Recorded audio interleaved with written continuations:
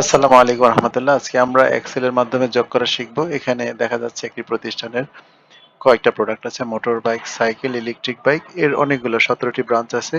এই motor bike, cycle এবং electric bike বিক্রি করে তাদের কি পরিমাণে ইনকাম হয়েছে তা দেওয়া আছে। এক মাসের যে পরিমাণ ইনকাম হয়েছে তা দেওয়া আছে। সো আমরা এটা যোগ করে দেখবো। সো যোগ করার ক্ষেত্রে প্রথম যেই সাইনটি প্রয়োজন, চিহ্নটি প্রয়োজন, সেটা হচ্ছে ইকুয়াল সাইন। আমরা কিবোর্ডের উপরের দিকে ইকুয়াল সাইন করি, ব্যাক পাশে ইকুয়াল সাইন দিয়ে আমি প্রথমে একটা সেল সিলেক্ট করবো, পাশে আরেকটি সেল সিলেক্ট করবো, পাশে আরেকটি সেল সিলেক্ট করবো। এন্টার দিলে আমাদের যোগ হয়ে যাবে।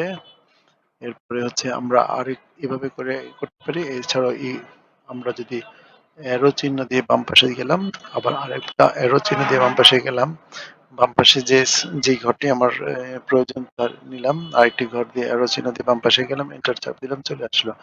আরেকটি সূত্র হচ্ছে, সো আমি এটাকে এখন যোগ চিহ্ন যখন বাম পাশে যোগ চিহ্নের মতো আসবে, তখন আমি এটাকে চেপে ধরে বাম মাউস চেপে ধরে ডান দিকে নিচে চাপ দিয়ে টেনে নিয়ে আসবো, তাহলে সবগুলো ঘর যোগ হয়ে যাবে।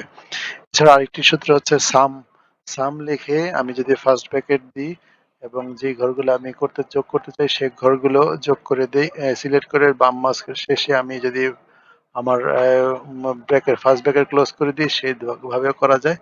সেইভাবে করার পরে আমি যদি ডান পাশে যেই যোগ চিহ্ন আসবে সেটাকে ডাবল ক্লিক করলে যোগ হয়ে যাবে। এছাড়াও অল্টার ইকুয়াল সাইন দিয়ে আমি যোগ করতে পারি। অল্টার ইকুয়াল সাইন ব্যবহার করলে, অল্টার চেপে ধরে ইকুয়াল ক্লিক করলে যোগ হয়ে যাবে। এরপর আমি টেনে ধরে সবগুলো যোগ করতে পারবো।